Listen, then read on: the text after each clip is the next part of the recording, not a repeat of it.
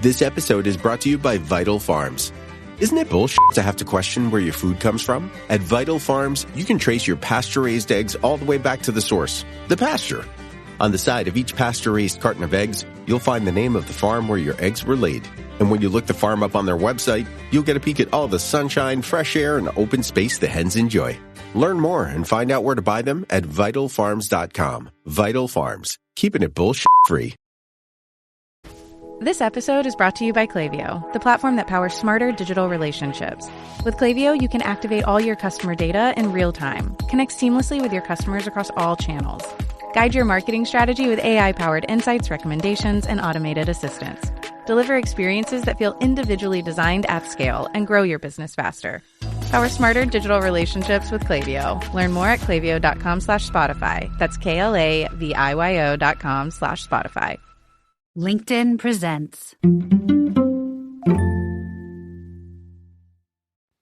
Welcome to the Human Capital Innovations Podcast.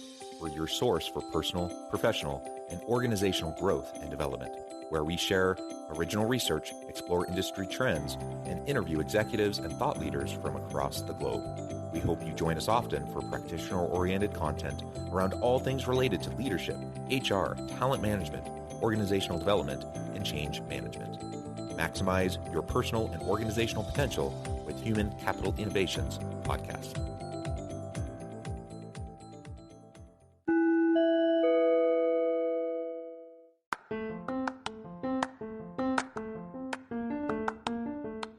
Do you enjoy the Human Capital Innovations Podcast? Enjoy ad-free listening by going to the Patreon page, and please consider contributing even at the producer or sponsorship level. And please leave a review. Thank you for your support.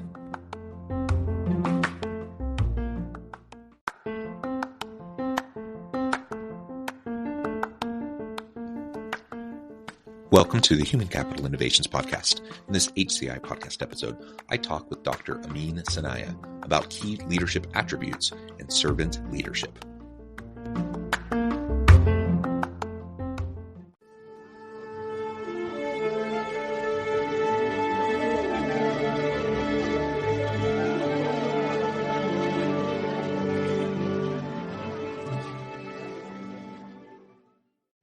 Dr. Amin Sanaia, welcome to the Human Capital Innovations Podcast. Thank you for having me, Jonathan. I really appreciate this. Yeah, it's a pleasure to be with you. You're joining us from Florida. I'm south of Salt Lake City in Utah. And today we're going to be talking about something I really love, servant leadership. There's lots of different leadership approaches, different leadership styles, different leadership models.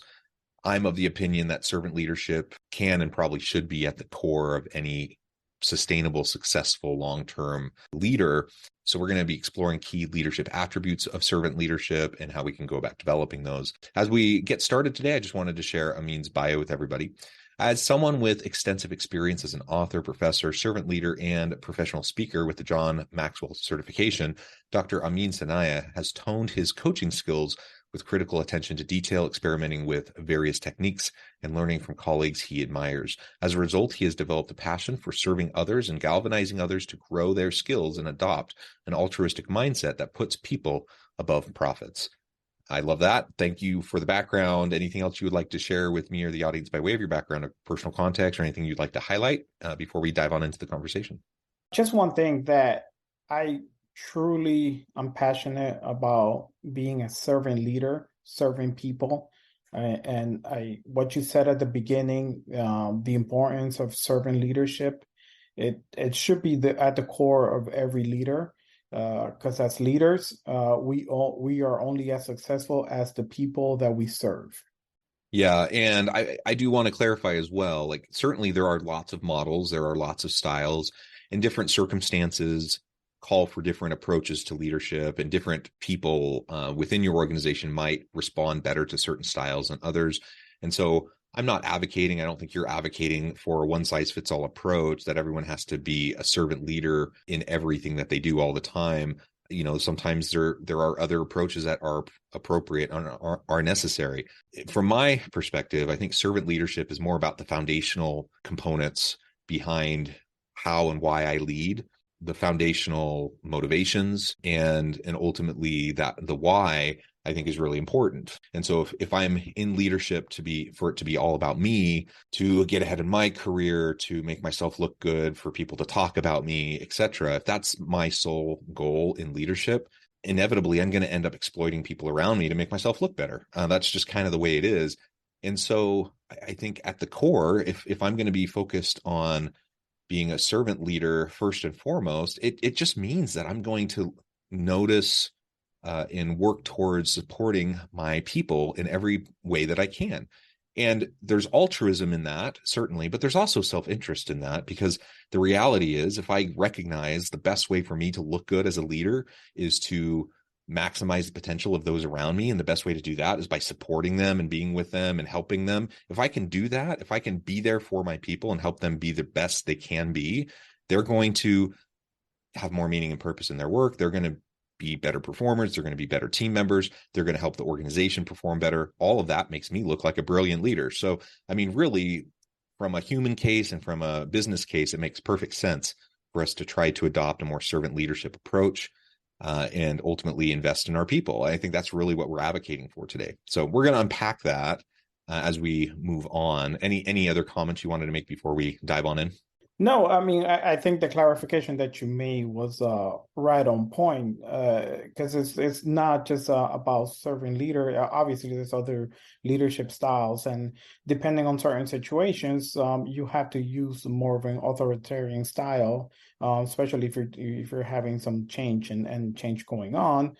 But yes, at the core, a servant leader allows you to have some great values that successful leaders have, and we will discuss that as our time goes along today. Well, why don't we start by diving in? I know you have something you call the CRAVE approach, CRAVE. Let's unpack that and talk more about that. Sure, absolutely. So one of the things in having led successful teams for a very long time, I've looked at really doing my research of what makes a successful leader and what attributes you see in successful leaders. And my research led me to certain attributes, and that's what I call my CRAVE method, which stands for communication, respect, authenticity, vulnerability, and empathy. If we start off with communication, when I refer to communication, it's communication has to be based on trust as a leader. That is truly the first and really important step that we take when we take on the role of a leader. Your people have to trust you, and the easiest way to do that is by communicating effectively. Not only telling people, okay, these are goals, but also telling them the why and the how, and having them be part of that, and having them have a voice in the how, so that they truly get a buy-in. So communication is so vital as a leader. So I started with that, making sure that when we speak to our teams, communication is at the core, that we are communicating effectively. Yeah, and if I can just comment on the communication piece, I think everyone listening knows how important communication is within organizations, and successful leaders are going to be great communicators. I don't think anyone has much question about that. But it's interesting, as we approach our leadership approaches, and I think about different styles, I think there's something fundamentally different about someone who has a servant leadership mindset and how they view communication. Communication not just as a strategy, not just as a tool, a tactic, not a lever to pull, but it's communication for the sake of doing the right thing for your people. And people need to know what's going on. People want transparency. They want authenticity. They want they don't expect perfection, but they do expect to understand the why, like you said, and to understand what's going on, at least to a basic level. And I've seen leaders who I think were well-intentioned, but they purposely would guard information. They would purposely try to hold it back. And part of it was just their strategy. They just figured, in order for me to maintain control, I need to control the information. And so they were very stingy with communication. And I don't think it was anything nefarious. I don't think they, thought that they were going to try to keep everyone in the dark or anything. But I think many leaders just simply think that is the better way. And I just have to challenge that. I think there's so much research, and you just mentioned a few key points around the benefits of having more open communication. And if we can't do it, I think our teams are going to be less effective. People are going to be less committed and less bought into what we're trying to accomplish, especially during times of difficulty, times of change. But also, I think it's just the right thing to do for people if you take a servant leadership mindset where you focus on the needs of your people. People need to know what's going on, especially when things are challenging. People deserve to know what's going on when things are challenging. And if I take that approach in communicating with my people, I think a lot of the other challenges we have around communication can often take care of themselves. But I think we often kind of shoot ourselves in the foot as leaders because we try to too tightly control the information that we're sharing, what we're choosing to communicate versus choosing to hold back. And it ends up causing a lot of unintended consequences and problems that didn't need to be there in the first place. Sure. And just to add on to that, just a bit before we move on to respect, communication really truly allows you to create an atmosphere where you're building your team and allows you to understand people. When you're able to understand people, that's when everybody wins.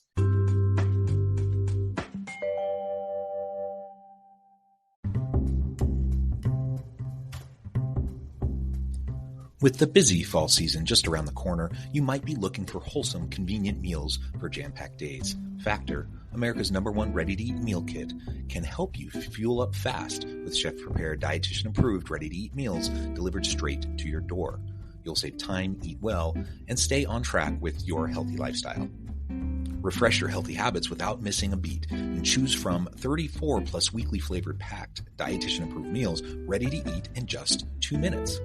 Level up with gourmet plus options prepared to perfection by chefs and ready to eat in record time. Treat yourselves to upscale meals with premium ingredients like broccoli, leeks, truffle butter, and asparagus. I just love Factor. I've really enjoyed it over the summer, and I'm looking forward to enjoying it more in the fall. Things like apple cinnamon pancakes, bacon and cheddar egg bites, and potatoes, bacon, and egg breakfast skillet.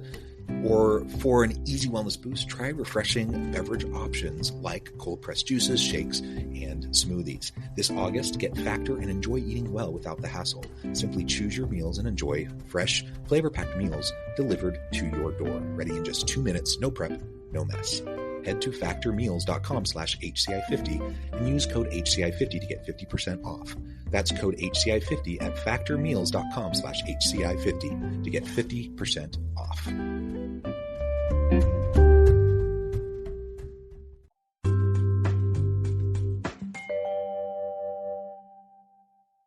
So one of the things for me that's important is when I go into a situation that I'm going to lead a team, the first thing I want to do is making sure that everyone, we're able to team build through first understanding ourselves.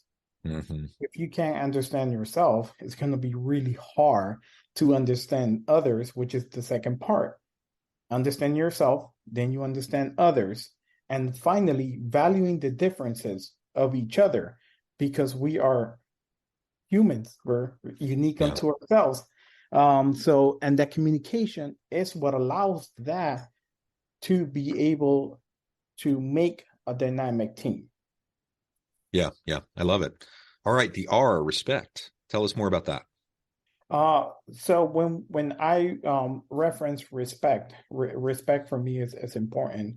Growing up, for me, I saw that a lot, and it was really modeled by my parents, especially my father. But when we talk about respect, is valuing that diversity. So respecting each other. how do we respect each other? Because when we are able to understand others, their backgrounds, their upbringings, then we value that difference. Each one of us has a path. We all have a story. We started, we're born somewhere, and then, life happens at different steps, some good, some bad. But all that is what we bring to the table when we go to the workplace, and valuing that diversity of thought, because we're bringing all of our experiences to the table. That is where respect is big. So people nowadays don't want to be put in a box, right? Yeah, So yeah. you don't want to be labeled, oh, those are those people from that part of the world, or these are these people that, they like, sitcoms, or these are these people that play sports. People don't want to be put in a box. We all have different things that we value that are important to us, and our upbringings are what affect that, and really, guide us to what we like and what we don't like. And if we're able to value that diversity of thought, and really allow it to be in inclusive place, we all win, because people feel safe, like, okay, I can be myself now. I don't have to put on this facade. Because you can put on a facade for a little bit of time, but you are who you are. And you're not one person at work and then another person at home. You are who you are. Yeah, and it's exhausting to put on a facade. People do it all the time. People wear the masks. But if you can free people up to just be their true, authentic self at work, so at least your workplace is a safe place where people can do that, it frees up so much mental and emotional energy for them to not only be, in a better place for them personally, but it's going to help them just do better stuff, like help them be a better coworker, help them be more creative. Because they're not wasting time and energy trying to pretend to be something they're not, or to try to, put on a show and be, performative behaviors for, others around them, because they think that's what's required. So just freeing that up, I think, is really, really important. And I think, the diversity aspects that you mentioned, I think, are really key. And just remember that really intelligent, smart, capable, well-meaning people can and will disagree on just about everything, right? And Without a doubt. so often we demonize other people who have different perspectives than us. And I have to admit, I'm as guilty of this as anybody. Like I believe certain things. I have things I feel strongly about, and I think I'm right. I wouldn't feel strongly about it if I didn't think I was right. So the question, though, is, if I think I'm right, okay, I mean, that's part of just the deal of life. But am I able to interact with other people around me in a respectful way, where I can recognize that, I think I'm an intelligent guy, but so are they. They're an intelligent person. They're well-meaning. They don't have nefarious purposes. They're doing what they think is best, usually. And if I can come to conversations with people from that starting point, it doesn't mean I have to agree with everything they say. I may passionately disagree with things that they say, but I'm not attributing things to them, their character, but rather I'm thinking about the issues, and how to work towards them. And if I can stay intellectually humble enough to actually recognize a good point when someone else makes it, even though it contradicts, maybe my framing or what I think at this moment, if I can be intellectually honest enough and humble enough to continue to learn and take in new information, I can adjust my perspective over time. And I think that's what diverse teams and groups bring when you have psychological safety, when you have mutual accountability and trust and built-in respect, because then you can have really robust conversations, talk about things, and explore ideas in ways that you never would if you're just in your echo chamber of everyone just thinking the exact same way as you, or talking and sharing the exact same way as you. I can refine my thinking. I can refine my approach, and ultimately I'm probably going to come up with better solutions. I'm going to come up with better things and stuff and products and services, and to be able to address the needs in the market and to address the needs in my team. So that respect piece is just so important.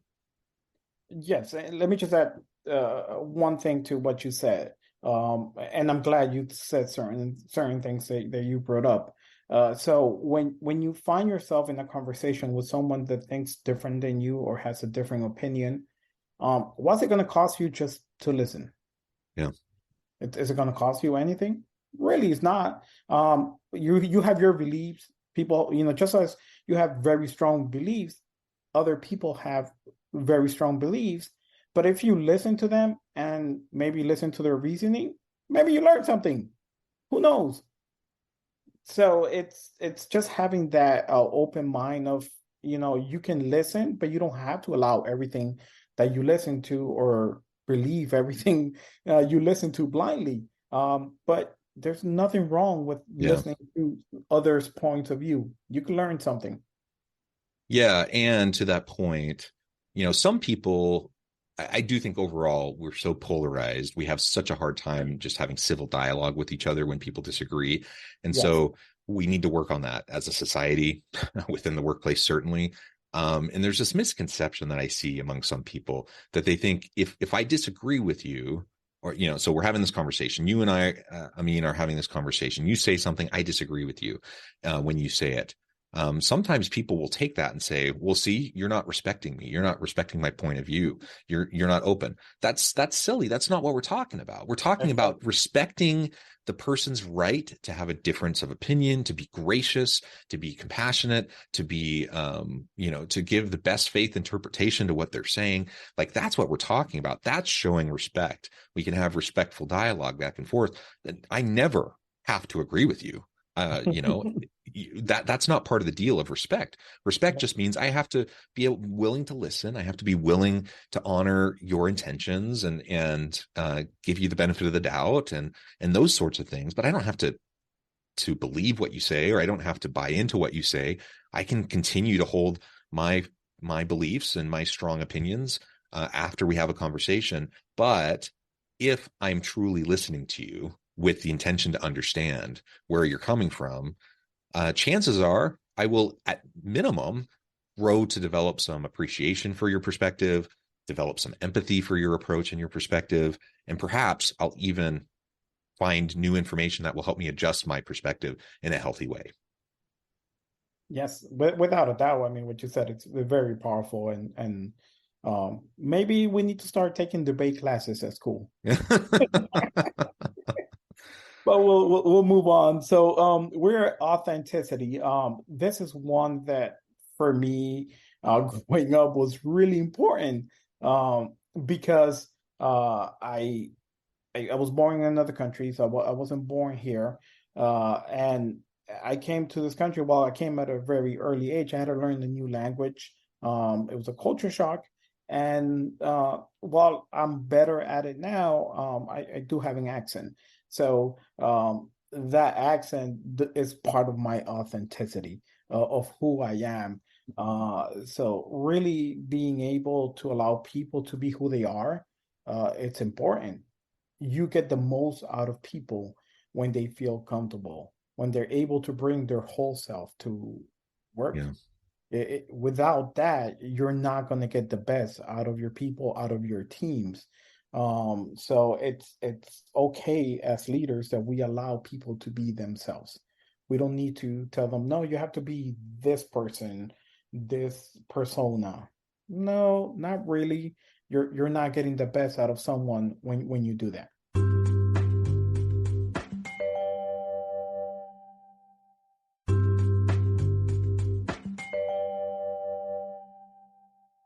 We've already talked about this in relation to the first two elements a little bit. But again, to just repeat, if I'm a servant leader, part of the assumption there is that I'm someone who's willing to meet people where they're at. So people on my team, I see you, I'm with you, I see you where you're at. You don't have to put on, airs or have performative behaviors.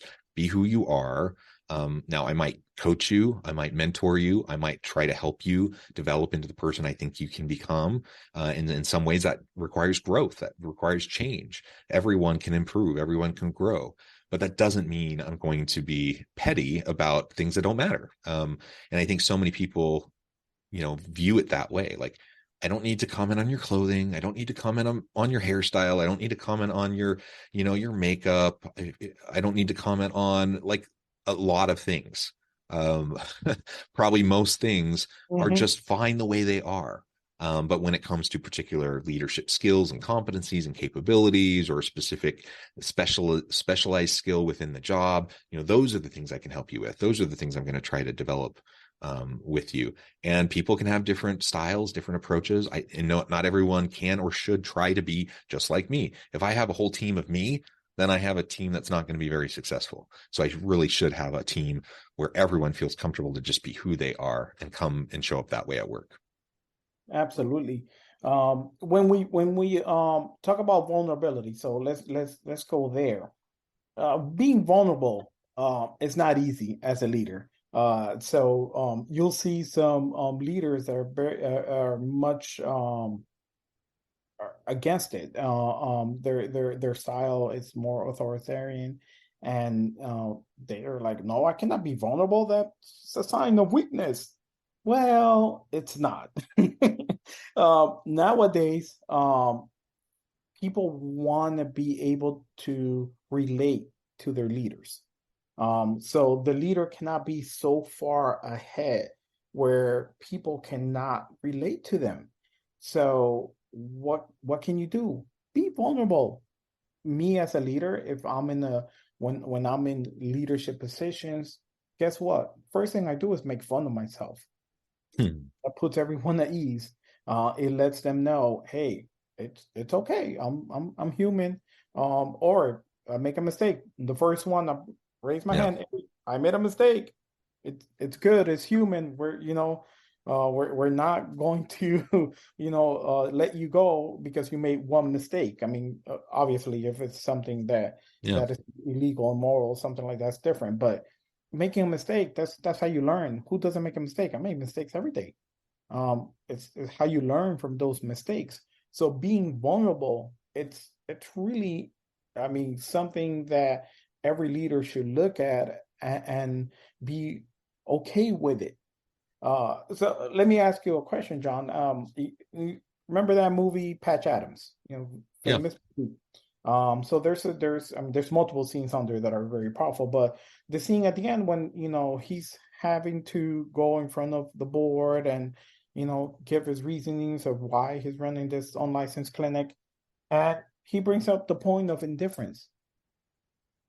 That is so powerful, and that is something that as leaders we don't want to be seen as indifferent. As a leader, you want to be vulnerable and be seen as human, where people can relate to you. What are your Yeah. thoughts on that?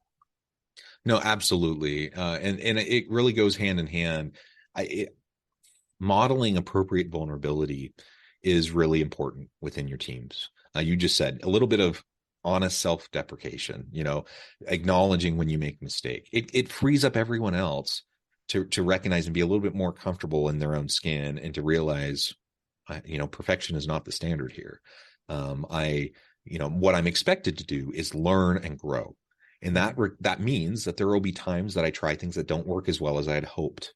And if as a leader, what I would get upset at is someone who, just can't learn and repeats the same mistake over and over again, and someone who simply seems to just be fine, kind of stuck where they're at. That's something I'm not okay with. But I'm totally fine with people trying things in a measured way, iterating, experimenting, and ultimately, things work. Some things don't work. You learn, you grow, you try something else, and you develop over time. That's what I want. That's what a good leader should be promoting, that kind of a culture and a style. And unless you have appropriate vulnerability that you model as a leader, you're not going to get it from most of your team. Some will, because some that's just the way they are and they're unapologetic about who they are. But a lot of people will not feel safe to do that. And so you're going to end up with people just being super cautious, not willing to try, not putting themselves out there. And that just means you're not going to get as cool stuff. Yeah, you won't get 100% of those people, and Yeah. Again, then you're not really bringing that team to be, this dynamic, successful team when they're not just they cannot be themselves, and they have to be very cautious. Yeah. Now we go into empathy.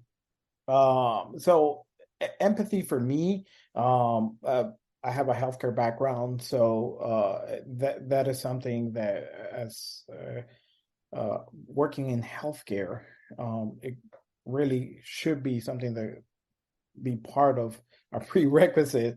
But more so is that with empathy, when I talk about empathy, I'm talking about being assertive with empathy.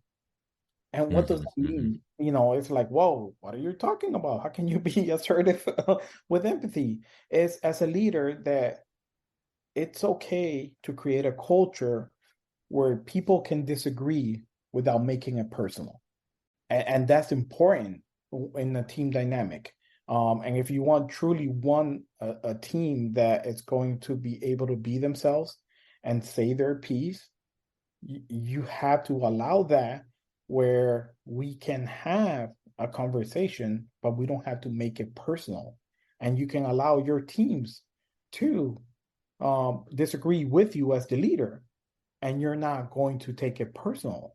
So as a leader, we part of that as well is we have to be able to walk in our employees' shoes. We have to take that into consideration. For example, nowadays we have tons of people that are single parents. Being a single parent is tough, man. That is real. So if you're a single parent, when you have those days that your kids don't feel well, or they are just not willing to cooperate in the morning, that's tough for them. Usually they end up being late to work in those days. You have to have that, that empathy of like, okay, while you need to be at work on time, what happened? Talk to me. Is there something going on? And if you're able to work through that, man, you're going to have a really rock star employee for the most part that is going to go above and beyond every single time when you're able to have that empathy that, oh, wow, you understand the situation. And that is real nowadays. I mean, we let's take those, let's take the time to get to know our people and be empathetic to their situations. Yeah. And that's just one example of having empathy, showing empathy to your people. There are so many we could explore. Absolutely. I mean, this has just been a really great conversation. I really appreciate you walking us through the CRAVE approach to servant leadership, and how that's going to be powerful for us as we're attracting and retaining wonderful members of our team. It's just going to lead to a much more compassionate workplace. It's going to create a much more inclusive culture of belonging within your workplace. And that's going to result in a whole bunch of better, outcomes for you as the leader, for your team, and for the organization as a whole. Before we wrap things up for today, I just want to give you a chance to share with the audience how they can connect with you, find out more about your work, and then give us a final word on the topic for today. Sure. So people can connect with me on my website as draminsanaia.com. That's Dr. my full name, aminsanaia.com. All my information is on there. There's also a link on there if you want to book a call. We can have a discussion about anything that surrounds leadership. That's the best way to contact me. Now, final word. I want to say, as leaders, not only do we have to walk the talk, but being able to do that. One of the things that I teach a lot when I'm speaking to anyone that's a young leader or someone that's struggling with in trying to grow their leadership skills is having a positive mindset. Coming from a place where you're not looking at the negative, but you're looking at the positive, being able to be constructive when you go into situations and when you're working with your teams. If you don't take anything from this conversation other than this, just be positive. Have a positive mindset that's going to allow you to really be relatable to people. You're going to be able to lead people the right way and have their best interests. Yeah, I love it. I mean, this has been a really fun conversation. It's been a pleasure talking with you. I encourage the audience to reach out, get connected, find out more about what Amin can do for you. And as always, I hope everyone can stay healthy and safe, that you can find meaning and purpose at work each and every day. And I hope you all have a great week.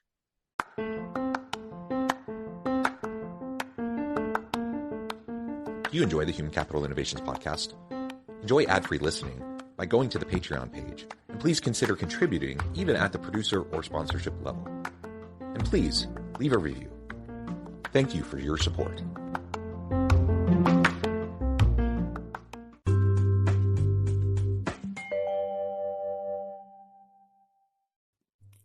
Thanks again for joining us for this episode of the Human Capital Innovations podcast. I hope you stay healthy and safe and that you have a great week.